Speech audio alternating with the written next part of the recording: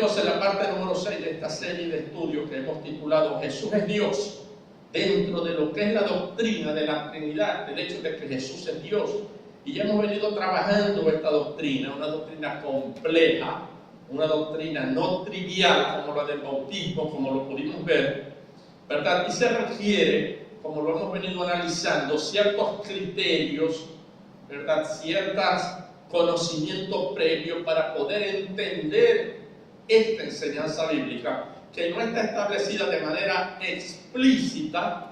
No se dice en ninguna parte que Jesús es Dios, y Jesús nunca dijo yo soy Dios, pero uno lo puede deducir, inferir, para no caer en el error de los judíos, para no caer en el error de las sectas paracristianas, como Testigos de Jehová, solo Jesús, los unitarios, para no caer en el error de los gnósticos, de los ateos, ¿verdad? Sino que tengamos nosotros los criterios suficientes de la Biblia para poder extraer esta verdad que está implícita en una serie de pasajes que requieren una comprensión de cómo el pensamiento hebreo y el lenguaje hebreo dice cosas de una manera diferente al nuestro y inclina, cuando lo leemos, a interpretar lo que no es. Amén. Hay una manera en que el hebreo piensa, y como piensa, habla, y esto sucede en todas las culturas. María y yo, que hemos trabajado con culturas diferentes, muchas culturas indígenas, de Venezuela, de Perú, de Guatemala, de México, podemos decir de verdad, hermanos, que el idioma es tremendo. O sea, el idioma tiene una forma de expresar lo que se piensa, que tiene una estructura, una manera de decir las cosas que a veces no son iguales en nuestro idioma y en nuestra cultura, y tenemos que tener conciencia de eso. Pero para eso están los pastores y maestros que lo enseñan. Se preocupen por ello y lo enseñen. Entonces hemos estado trabajando algunos criterios para comprender mejor la forma de hablar de esta cultura hebrea, cómo se expresa en el lenguaje, y así poder entender mejor lo que allí se dice.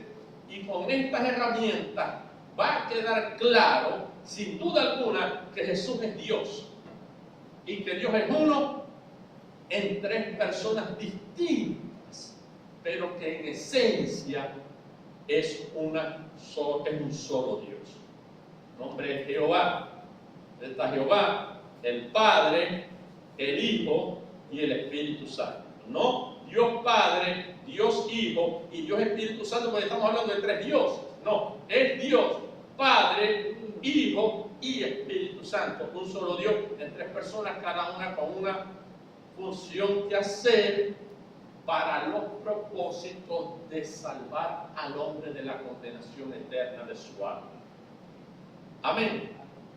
Y hemos estado ya trabajando algunos, retomo, premisas, criterios que hay que saber. Trabajamos el hecho de que Jehová hay que aceptar como premisa. Premisa es que se acepta que es una verdad, y allí uno la utiliza para deducir otras cosas. Que Dios es un Dios único y que es el creador de todas las cosas, que no solo creó, sino ha creado, sino también gobierna y sustenta la creación. Y otra premisa importante que hay que aceptar es la tercera, que Dios no comparte, no acepta, no permite, ¿verdad?, compartir su gloria con nadie, ni acepta, ni permite que se alabe, se adore, se sirva, o como algunos dicen por ahí, se venere a ninguna otra cosa creada. Ahora, todo lo que existe es creado. El único que no es creado es Dios. Por lo tanto, Él no admite ni gloria, ni permite alabanza, ni veneración, ni adoración de nada que no sea Él, porque Él es el único creador. Entonces, si como dicen los testigos de Jehová y los gnósticos, que Jesús es un mero hombre, que no es Dios, o que es un semidios, si la Biblia dice que se le puede servir, adorar, alabar, entonces es una contradicción, porque si no es Dios, y la Biblia dice que se haga todas estas cosas, no se permite, entre una contradicción irremediable, y es una locura y nos está tomando el pelo Dios. Amén. Si aceptamos como premisa fundamental que Jehová o Yahvé, igual se escribe en hebreo, no hay vocales, solamente las consonantes, en este caso la J, la H, la B y la H, 4 letras, el tetragramatón, Yod Hei Vav Hei, ¿verdad? Con las vocales a veces se puede leer Yahvé, a veces se lee Jehová, de manera que Jehová y Yahvé pueden ser utilizados. Bueno, ese Jehová o Yahvé es el Dios de la Biblia, el creador, el sustentador, el que gobierna todas las cosas.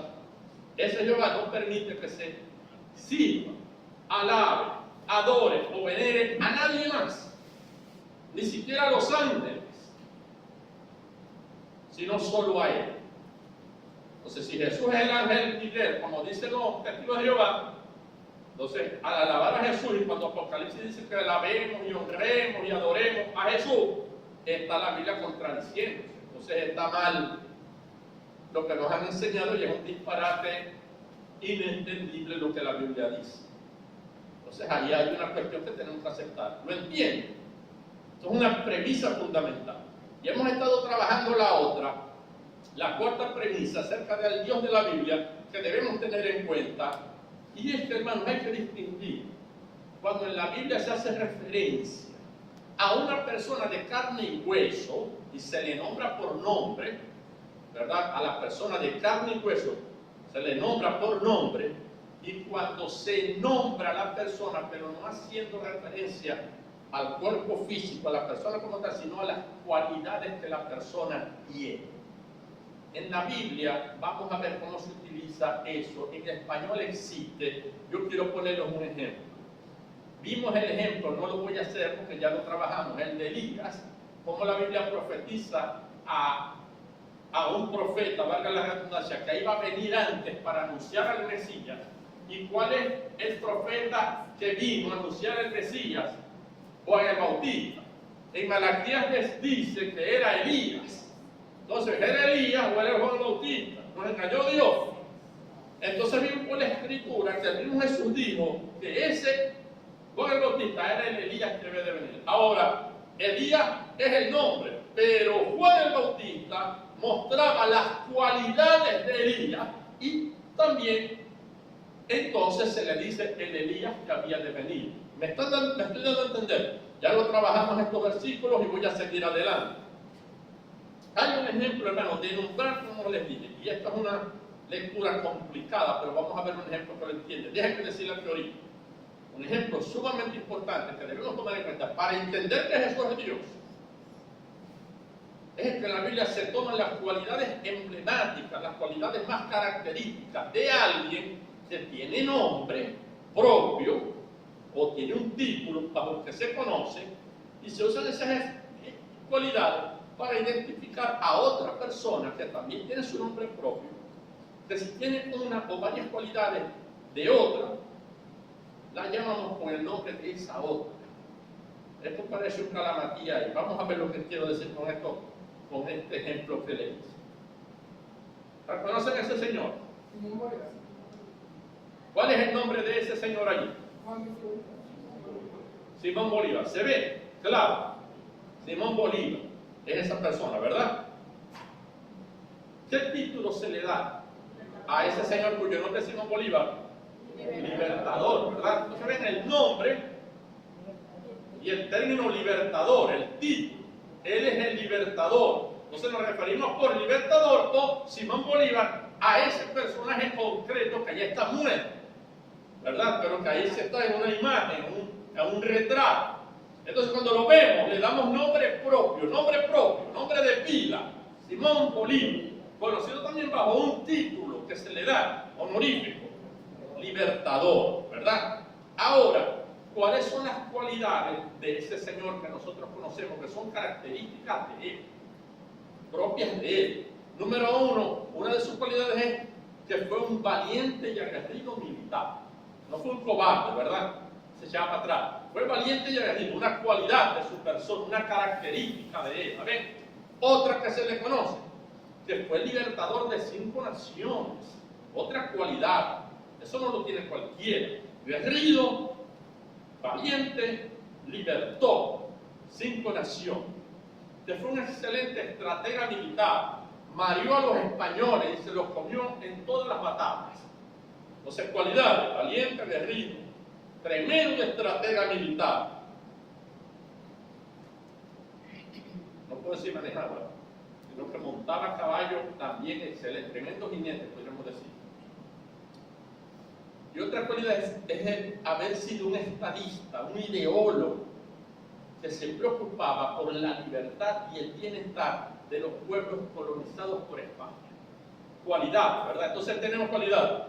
En amarillo: valiente, aguerrido, libertador. Y de ahí, de esas cualidades, se le pone un título. Amén. Como, por ejemplo, Overtrofoni, pastor, el título, ¿no? O sea, me puede decir el pastor, o llamar al hermano Overtrofoni.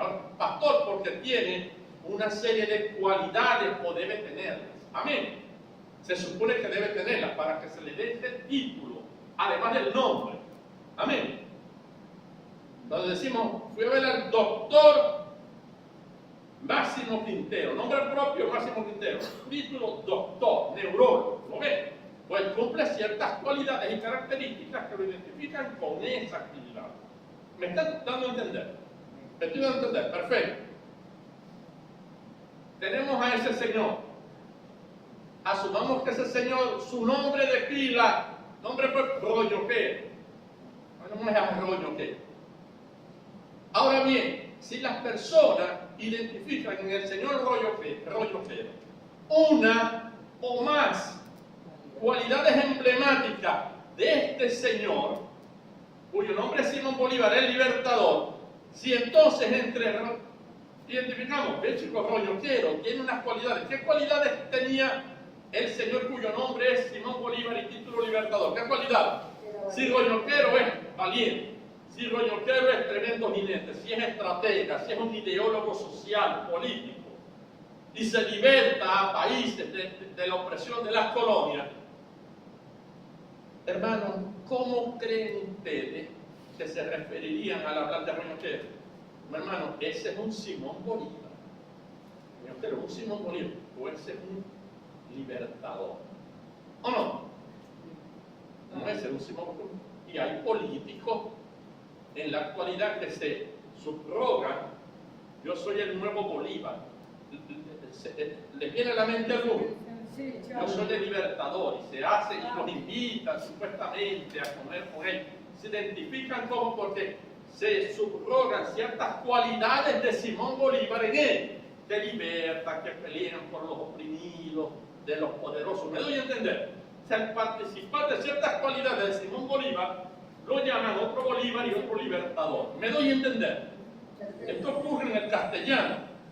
Muy bien. Lo mismo pasa, por cierto, entrando a asuntos más bíblicos, con los términos Satanás y el término diablo. Lo mismito.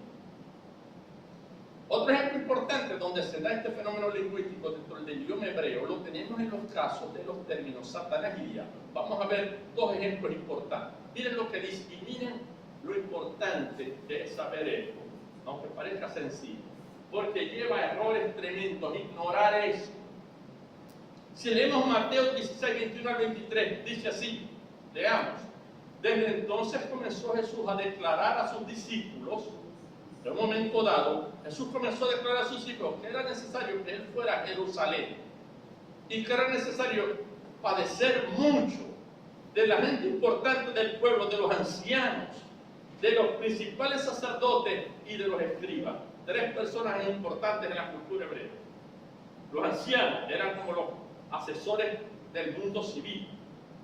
Los sacerdotes, la mayor jerarquía del rito hebreo en el templo. Y los escribas eran los maestros, los que enseñaban, los que interpretaban la ley.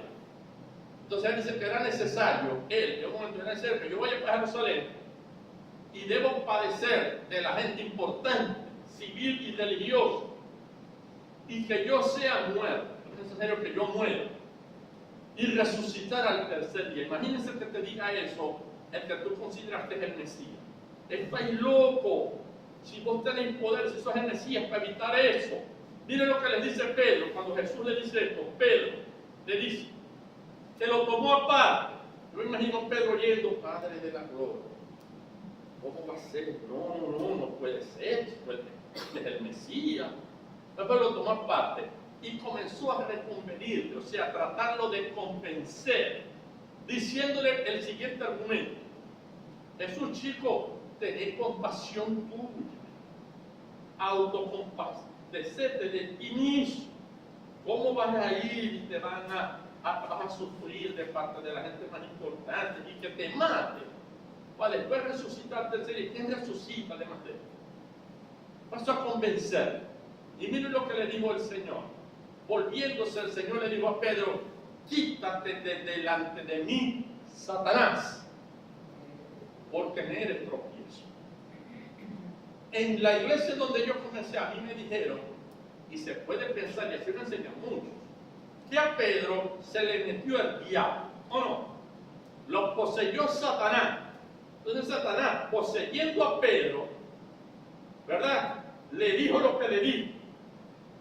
Y el Señor, a lo que vio a Pedro, vos sois el diablo, Satanás, apártate de mí, Satanás, porque me eres tropiezo. Es esto, a mí me enseñaron así, por cierto. Es esto lo que quiere decir. Satanás, ¿quién es? Es el Señor. Uy, no sé el nombre de pila de él. Bueno, sí tiene un nombre, no lo veo, ¿verdad? Pero también se le conoce con el nombre de Satanás. Ahora, Satanás o Luzbel tiene ciertas cualidades. Amén. Luzbel, Lucifer, ajá. Muy bien. Demonio.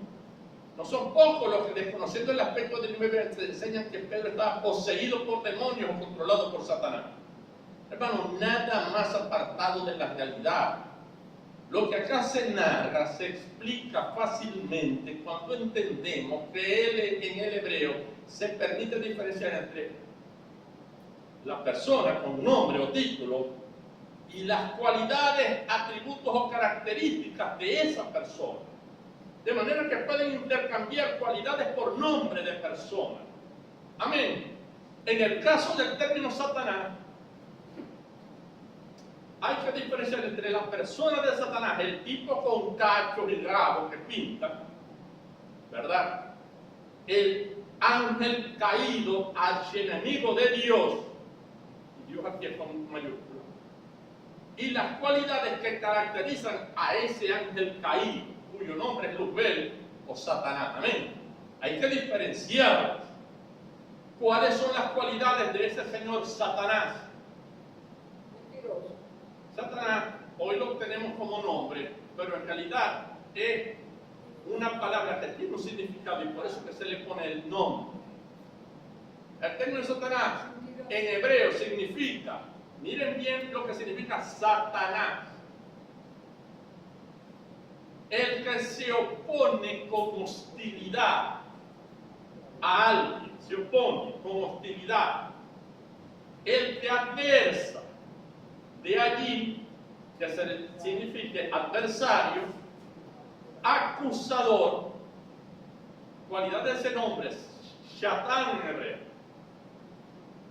El que crea hostilidad entre personas, el brollero que habla mal a espaldas tuyas de otro para crear enemistad entre dos personas. El brollero, el brollar, hermano, el hablar mal de otro a espaldas va a traer enemistad entre eso. Y el que haga eso está mostrando un atributo, una cualidad de Satanás. Y yo le puedo decir Satanás, diablo. ¿Por qué? Porque una de las cualidades que tiene ese señor es el de crear hostilidad, el de oponerse a algo, adversarte, acusarte, crear hostilidad entre dos personas para que se enemigen. ¿Están viendo el señor con cacho, robo y rabo y las cualidades de ese señor que se llama Satanás? ¿Están bien? Entonces, hermanos, cualquier persona que intentase impedir que Jesús cumpliera el propósito para el cual Él se hizo carne y vino a este mundo, se estaba oponiendo a Él. Si lo querés impedir, te opones, ¿o no? adversáis, ¿verdad? Tratáis de poner bloque. En este caso, quiso impedir que se llevara a cabo la voluntad de Dios, que era que Él fuese entregado por sus hermanos a muerte y dar su vida como un cordero para la salvación de todos. Ese no era el propósito de la venida de Cristo. Ahora, Pedro lo quiso evitar. Se estaba oponiendo, estaba haciendo adversidad al propósito de Dios. Estaba mostrando la cualidad de ¿quién? Satanás.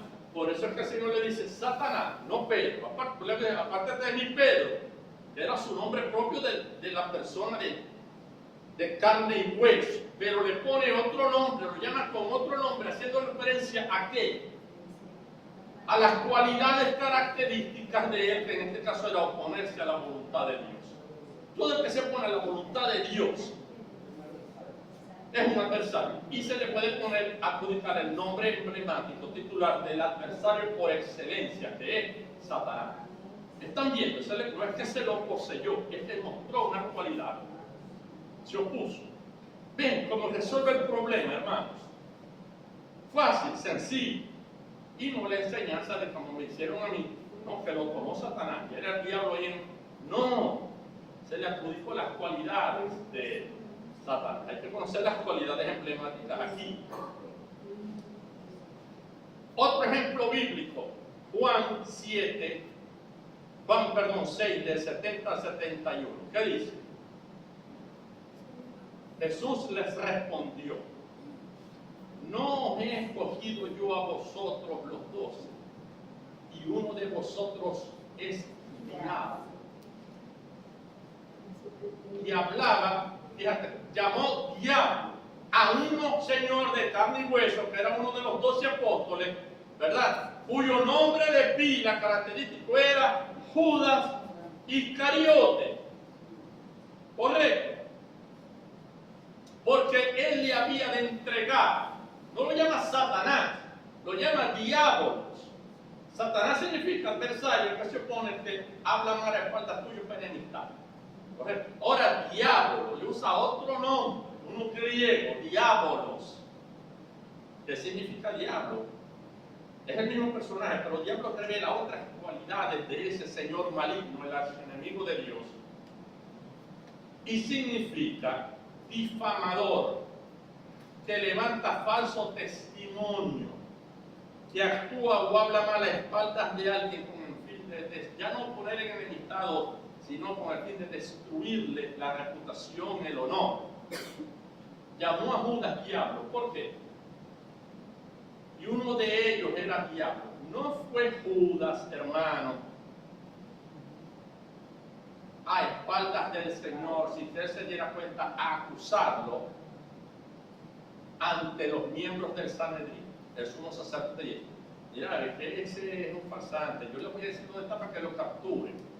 Habló a espaldas del Señor a difamarlo, y fueron y lo capturaron y le dieron unas piezas de plata. ¿Se recuerdan? Entonces el diablo es porque fue a difamarlo, a dar falso testimonio del Señor, a vender, a entregarlo en manos de injustos. Es diablo aquel testigo que en un juicio da un testimonio falso del acusado. Es un diablo. Ya no Satanás, es un diablo. Bueno, Judas hizo esta característica y por eso no lo llamó Judas el traidor, sino que le dio el nombre diablo. Utilizó el título de esconde unas cualidades. Estoy dando a entender. Importantísimo esto, amados hermanos.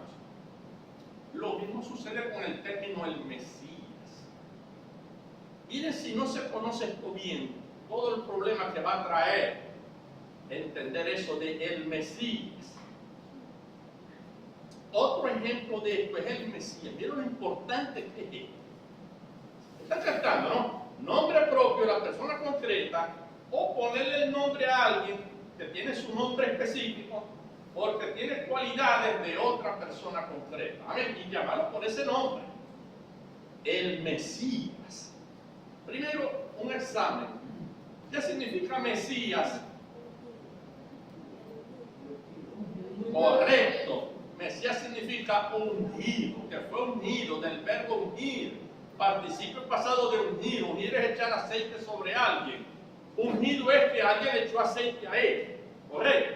Pero como vemos, él fue ungido, Mashiach, no con aceite líquido, sino con el verdadero aceite de la unción, el Espíritu Santo, ya lo vamos a ver.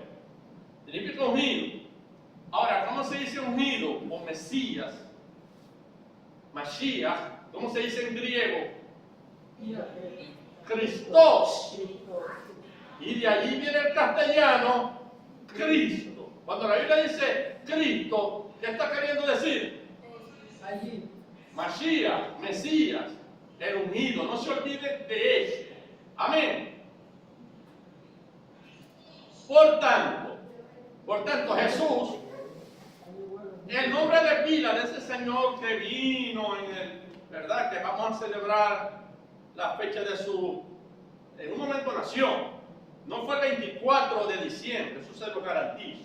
Pero bueno, le ponemos una fecha X, oye, la tradición dice que es el nacimiento de un Dios pagano. A nosotros no nos interesa eso. Usted no tiene que saber el nombre del Dios pagano. Simplemente se celebra que vino. Se celebra el 24, bueno, podría ser el 13, el 14, en julio, es irrelevante. Un día nació, vamos a celebrar ese día. ¿Que era el Dios un pagano? Bueno, eso fue en ese tiempo y funcionó. Ahora se quiere hacer lo mismo, unas iglesias quieren hacer lo mismo hoy. Entonces, convertir una fiesta pagana, que es la feria, entonces ahora dicen el amanecer cristiano. Quieren cristianizarlo en una celebración no cristiana. Yo no estoy de acuerdo con eso hoy día, pero antes en su tiempo funcionó. Bueno, y la costumbre quedó y gloria a Dios. Algún día nació, vamos a celebrar ese día. Una semana antes de que el año termine, me parece extraordinario. Amén. Entonces, ese Señor que vino, que nació en un pesebre, en un cuartucho, ahí donde guardaban animales, siendo el rey y creador de todas las cosas, ese Señor, ¿el nombre de ese Señor cuál es? Jesús. Yeshua, en hebreo. Ese Señor es el ungido. Y si es ungido, ¿cómo se le dice en hebreo? Mesías. Y en griego, Cristo. De ahí Jesús, Cristo. Jesús es el Mesías. Ojalá que no hubieran escrito bendito Cristo y hubieran traducido Mesías. Simplifica la cosa. Amén. Porque las funciones pasan a otros idiomas a nombres propios. Cristo. Cristo es una traducción de el que ha sido ungido en griego. La Christos. Cuando vaya para la playa algún día, que espero hacerlo, o María, para allá para Morrocoy, María me tiene que, hacerme algo como un criso, crisán, el verbo criso, el sustantivo es Cristo, criso, ungime con la arena no, chico, con el aceite bloqueador de sol, que me unja, ungüento. ¿Verdad? Me está echando a mí esa cosa aceitosa en el cuerpo. Entonces, yo, después que me unja con aceite, para no quemarme, con bloqueador, yo voy a estar, ¿qué? Ungido. Yo voy a ser un Mashiach. Por la definición del nombre, ¿correcto? Ahora, ese nombre tiene unas cualidades que yo no tengo ni de cerca. Por eso no me puedo llamar así. ¿Me estoy dando a entender? No se les olvide esto, hermanos. Pero, ok, esto es de dónde viene el nombre y todo lo demás, pero ¿por qué se cataloga, por qué se califica a ese Señor que nació, cuyo nombre de pila en el registro allá en Jerusalén decía, en este caso en Belén,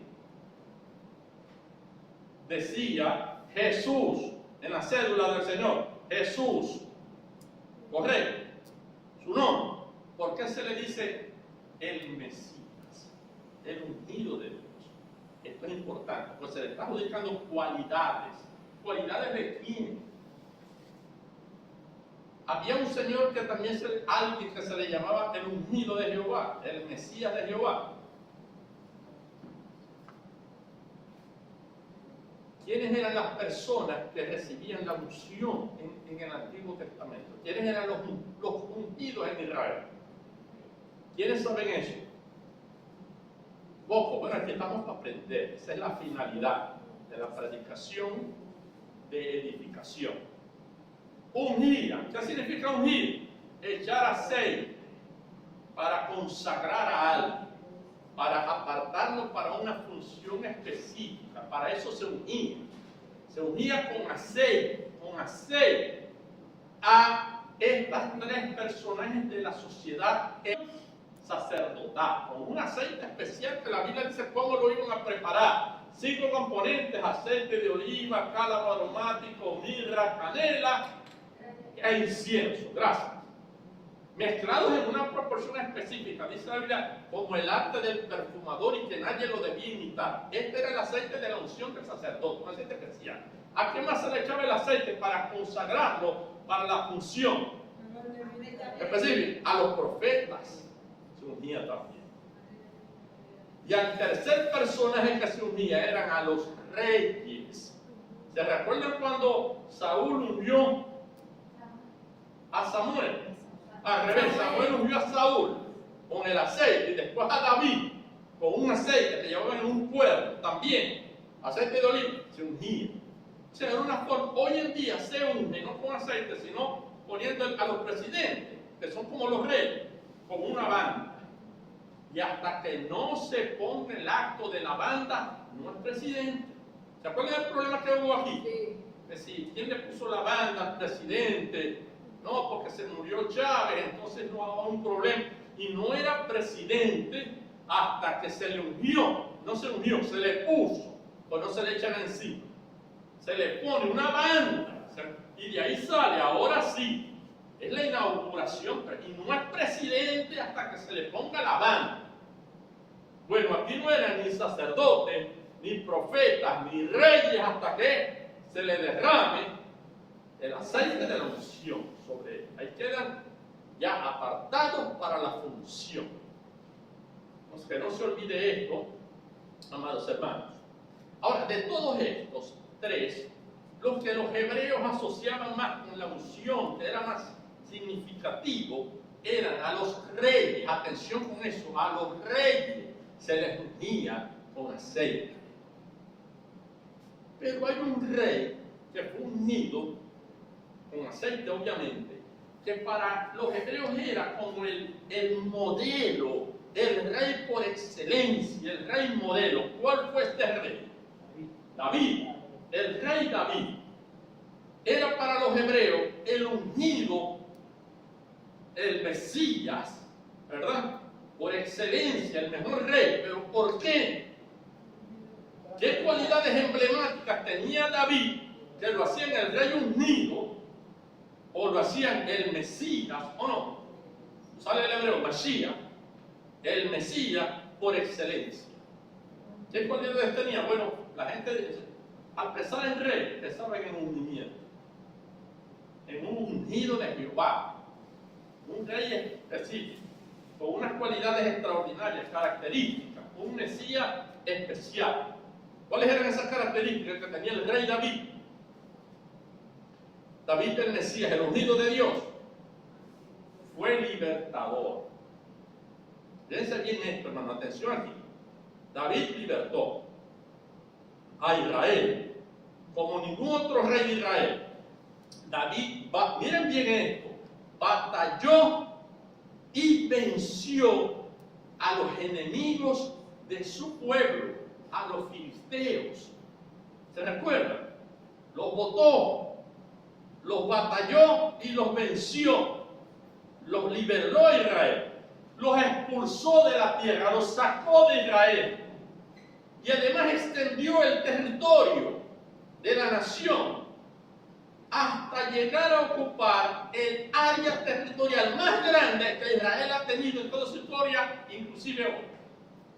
O sea, cuando la gente pensaba en el ungido de Jehová, pensaba en quién, en un rey. Amén. Y era David, porque libertó de la opresión de los enemigos, los libertó. Lo echó fuera, extendió el territorio más grande, soberano, autosuficiente que tuvo Israel en su historia.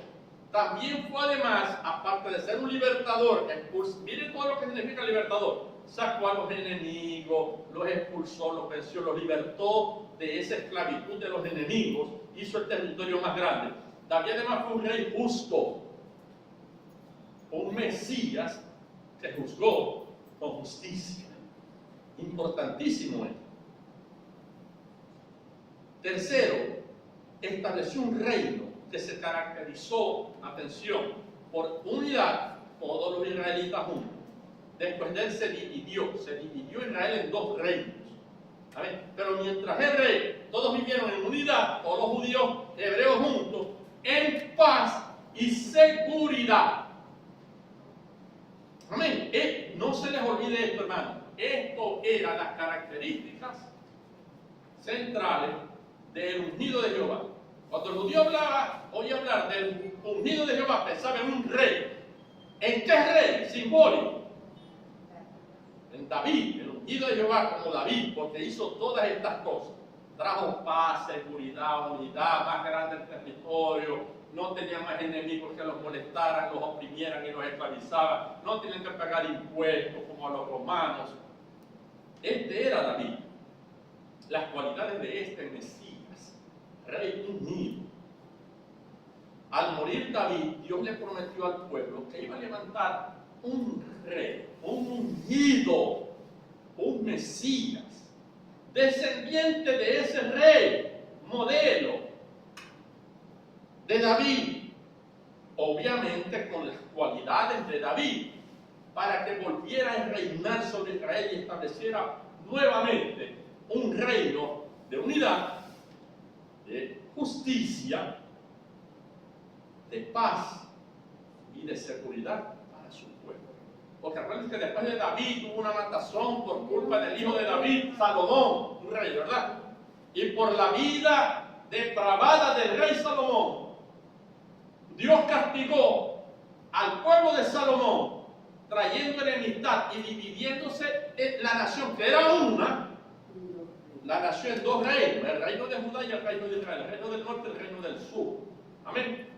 El sur era Judá y el norte las otras tribus. Y cada uno tuvo su rey, hubo matazón entre los dos. ¿Se acuerdan de ese desastre? Entonces nunca fueron libres más. Pues se le metieron los egipcios, se le metieron los asirios, se le metieron los babilonios, después los romanos, después los griegos, después los romanos. En el momento, hace 2000 años, en el momento que vino Jesús, ¿cómo vivía Israel? Tenían su rey, un rey impuesto por Roma, Herodes. ¿Quiénes gobernaban Israel? Un rey que ni judío era, que lo puso Roma. Y ellos se mandaban por sí mismos, podían hacer lo que quisieran a su ritmo. No, ¿quiénes dominaban Israel? Los romanos. Tenían que pagarles impuestos, esos eran los cobradores de impuestos que odiaban, judíos, como Mateo, que cobraban impuestos para darle al rey de Roma, en este caso era el emperador romano, ¿verdad? Y pagar. Y le tenían que pedir permiso. ¿Se acuerdan que tenían que ir para que los romanos para hacer varias cosas? O sea, no vivían libres. Yo me imagino a ellos, concha, le vale cuánto se irá a cumplir eso que ha sido prometido, que va a mandar a un rey que, como hizo David, va a botar a estos romanos de aquí, que nos va a quitar la opresión y la esclavitud y pagarle impuestos, y vamos a poder hacer el templo otra vez y hacer nuestras costumbres, y va a traer unidad porque estamos todos divididos, va a traer unidad y va a instalar paz y va a instalar seguridad. Estas palabras son claves porque hay una profecía en Apocalipsis cuando dirá paz y seguridad alistados porque viene destrucción repentina. O sea, va a venir un falso Mesías a ofrecer esto, un falso rey ungido. Entonces, el tipo que iba a venir, que era un ungido, tenía que ser rey, descendiente de David. Amén. Tenía que ser justo. Tenía que quitarle la opresión de los romanos, traer a todos los judíos y vivir en paz, unidad, armonía y seguridad. Ellos estaban esperando a este Señor. O sea que cualquiera que viniera, si mostraba las cualidades de David, era un Mesías. Amén. Y eso está claramente establecido en la Biblia. ¿Cuáles eran las cualidades que debía tener, aparte de estas, de afirmarlas? La duración del reino, la extensión territorial, porque eso fue lo que hizo David. Los reyes, antes hasta que moría el rey, lo heredaba su hijo, u otro que nombrar el rey, ¿correcto? Ahora, el próximo que iba a venir, la duración de ese reino, ¿cuál era? Eterno. La extensión desde Gad hasta Beerseba, desde la franja de Gaza hasta el otro lado del Jordán, no. La extensión de este nuevo reino, la duración eterna, un reino con un rey eterno. Y la extensión, toda la tierra. Los judíos han tenido que ver esto. Una persona eterna, no hay nada, estos se mueren. Tenían que haber visto eso. Y la extensión va a ser un rey judío para otras naciones. Y Dios dijo que ni nos mezcláramos con ellos. ¿Cómo es eso? Nosotros ni siquiera podemos entrar a la casa de uno que no sea judío. ¿Se recuerda? A Pedro enrollado porque tuvo que entrar en la casa de Cornelio. Él no quería entrar. No puedo ni pisar la casa de un gentil chico. ¿Cómo va a ser este rey entonces? Toda la tierra, un disparate. Pero aquí está. ¿Dónde está? En las profecías. Ellos tienen que identificar, hermano, las cualidades de David y que cumpliera estas nuevas. Vamos a ir rapidito. Primera de Crónicas 17, 11 al 14. Le dice el profeta Natán a David. Miren lo que le promete a David. Y cuando tus días sean cumplidos para irte con tu persona, cuando te muras, vas a estar muerto. Bueno, Dios va a levantar descendencia tuya a uno de entre tus hijos. Este señor tenía que nacer ¿de quién? De la linaje de David, por ley, directo, ¿verdad? Y a él le voy a firmar el reino de Israel. Y él me va a edificar casa. Y confirmaré su trono eternamente. Ya esto les ha debido traer una idea. Este tipo que viene no es normal. Esto es clave, hermano, porque aquí es donde se estrellan los testigos de Jehová. Miren lo que dice. Yo le enseño a él como un padre. No es que yo voy a ser el padre genético de él. No es que yo me voy a acostar con una mortal y la voy a embarazar como los dioses griegos y van a ser él. No. Yo voy a hacer a él, cuando lo envíe, yo voy a hacer a él como un padre. Lo puedo adoptar como hijo, ¿verdad? Y él va a ser para mí como un hijo. Mire que no dice, yo voy a ser el padre y él va a ser el hijo mío. No, dice así. Porque no entienden por las cabezas duras de los musulmanes y los testigos de Jehová. Y no voy a quitar de él mi misericordia, como lo hice con aquel que fue antes tuyo. Es decir,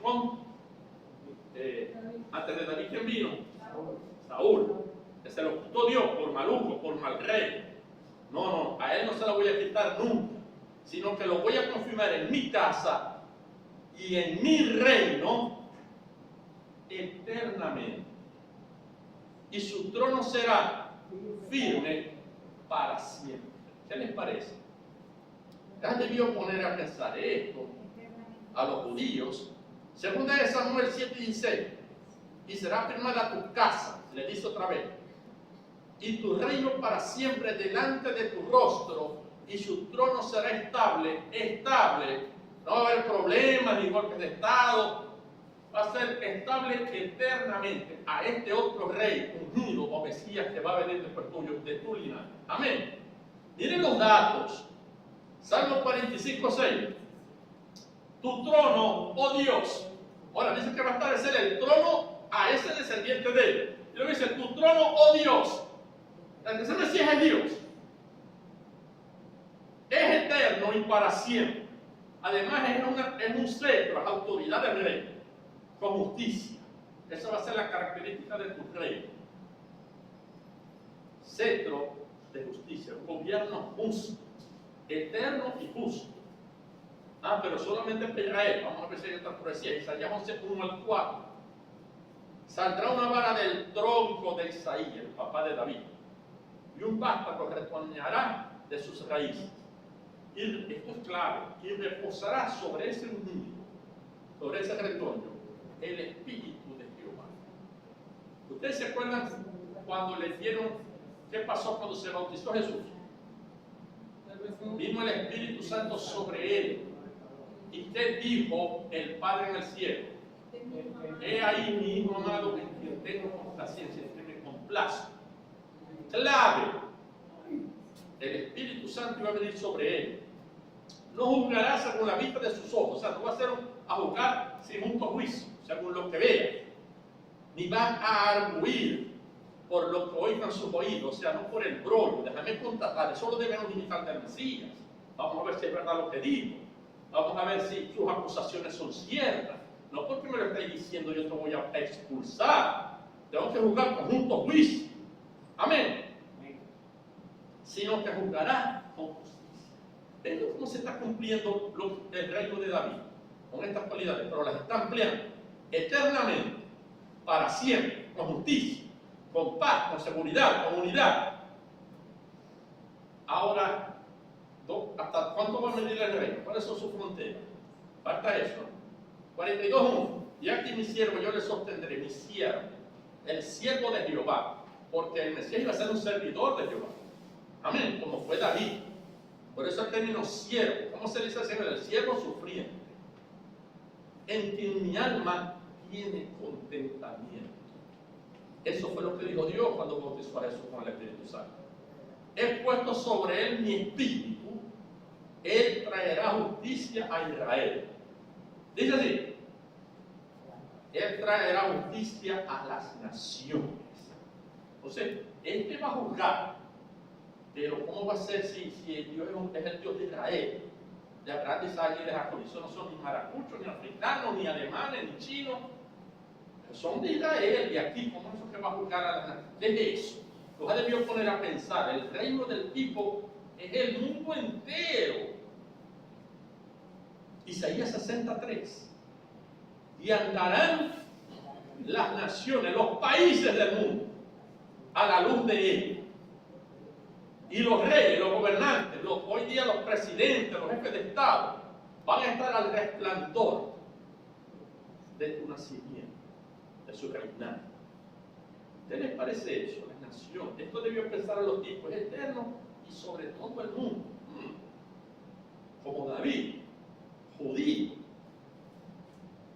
David profetiza una de las profecías más contundentes sobre el Mesías y le fue dado dominio a ese Mesías. Gloria y reino. ¿Para qué?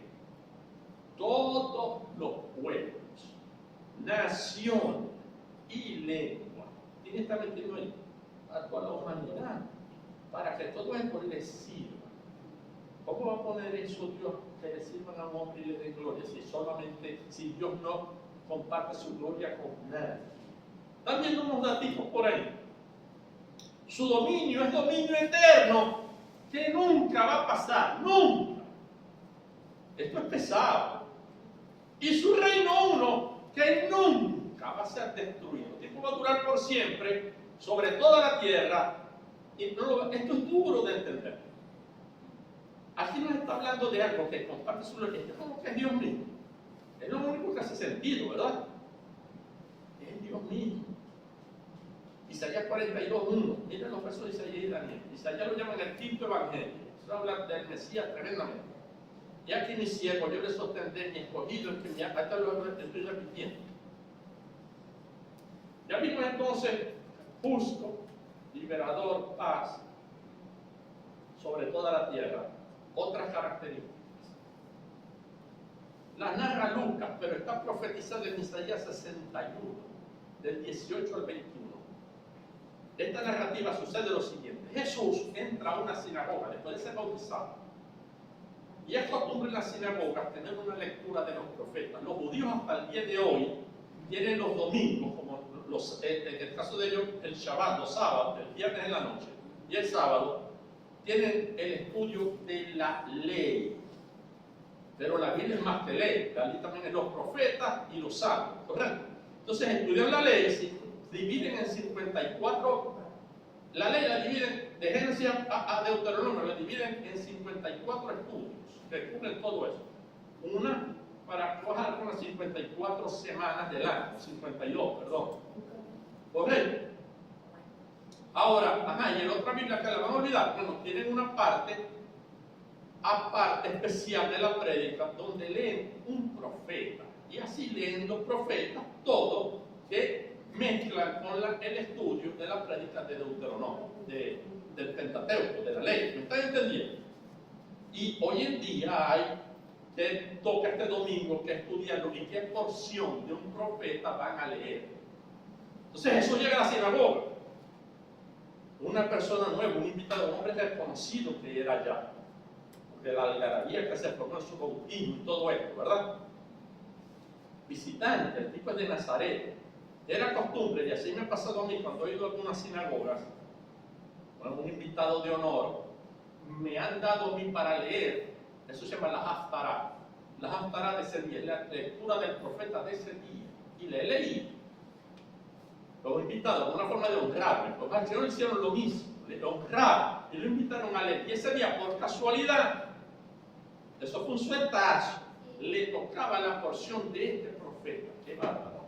Casualidad, chicos. Esto fue casualidad. Dios planeó esto desde la fundación del mundo. Le tocaba la porción del profeta Isaías 61, 18 al 21. La lectura.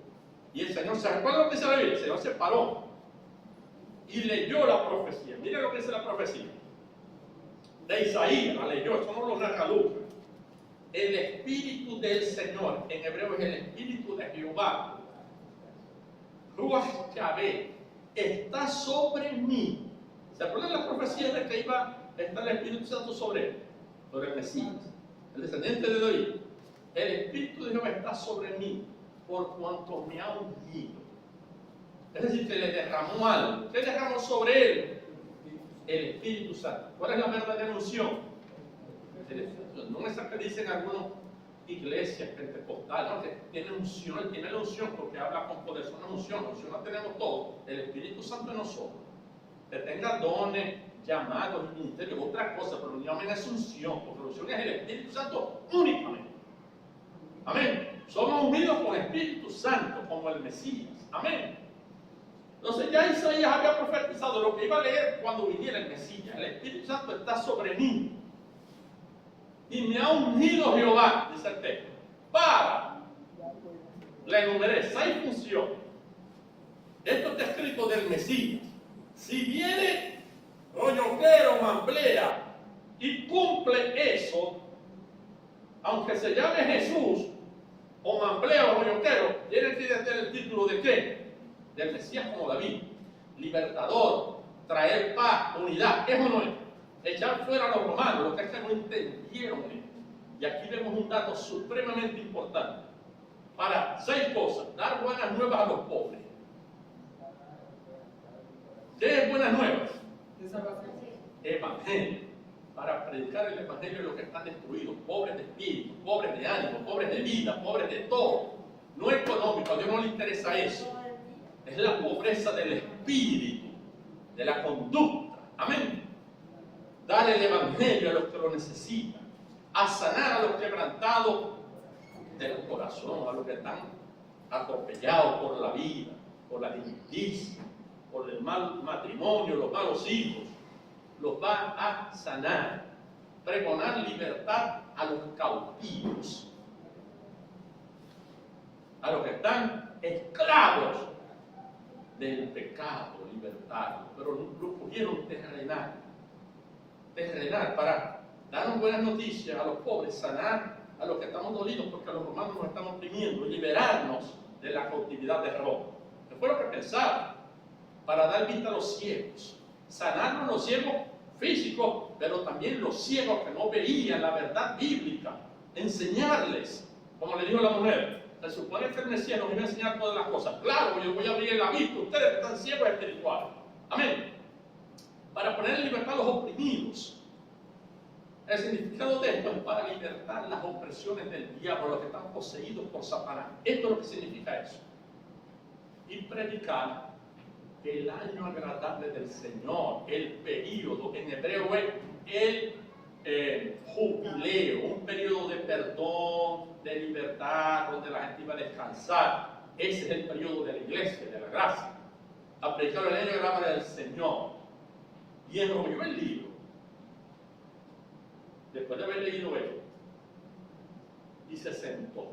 Y dice la Biblia que la gente no le quitaba, así se dio la autoridad con que lo dijo, ¿eh? Se sentó y la gente lo miró. ¿Y saben qué tuvo el valor de decir Jesús? Hoy se ha cumplido esta escritura delante de vuestros ojos. Yo soy el Mesías. Hay que estar loco o drogado o ser de verdad el Mesías. Lo que pasa es que a eso he venido, pero la profecía no termina ahí, tiene una coma, no termina ahí. Falta un pedacito que Jesús no leyó. A enseñar, a predicar el año agradable, el año de la gracia, el periodo de la gracia de la iglesia, coma, y no la leyó, porque eso lo va a cumplir el Mesías en una segunda fase, en su segunda venida, y anunciar el día de la ira del Dios Todopoderoso. Él no llegó ahí, porque eso no lo va a revelar Apocalipsis. Amén. Tremendo. Él cumplió todas esas cualidades del Padre. El tipo era el Mesías, por lo tanto tenían que adjudicarle como Mesías. Pero es un Mesías sobre toda la tierra eternamente, no podía ser de este mundo. Amén. Amén. Otro ejemplo tenemos, igual con este ejemplo, pero con el término Dios. ¿Saben por qué a Jesús se le llama entonces el Mesías? Piensen cuando digan Mesías, Rey, victorioso, que debía sufrir, siendo sufriente, eterno, que venía a librarnos de la esclavitud del pecado, abrir nuestros ojos espirituales para que entendieran las escrituras. ¿Qué más?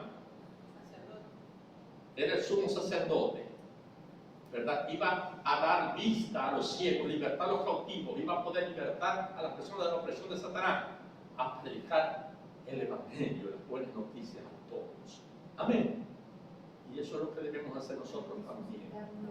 Debemos compartir las cualidades de ese Mesías, si somos hijos del Mesías. Amén. Hijos de Dios. Lo mismo vamos a ver con este término importante. ¿Ha quedado claro esto? ¿Por qué se llama Mesías? Porque es ungido con el Espíritu Santo para esta función, pero tiene algo especial, sobrenatural. Vamos a ver esta misma forma de adjudicarle el nombre de las cualidades, en vez del nombre, identificar las cualidades que lleva ese nombre y llamarlo de esa manera también en el caso de Dios.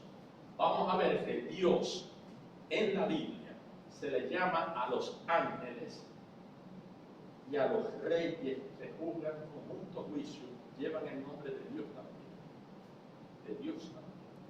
De manera que cuando leamos Dios en el Antiguo Testamento, a veces se refiere a los ángeles, a veces se refiere a los seres humanos que deben fungir como jueces, que gobiernan como jueces.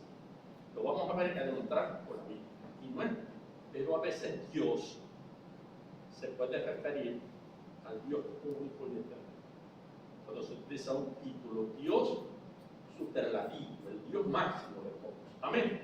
No entender las cualidades que lleva el nombre de Dios en la Biblia ha dado pie a muchos enredones terribles, entre los cuales caen los testigos de Jehová, los gnósticos, los solo Jesús, los ateos y todo aquel que no tenga el Espíritu Santo y las ganas de aprender estas cosas para poder interpretar bien lo que la Escritura dice. Amén.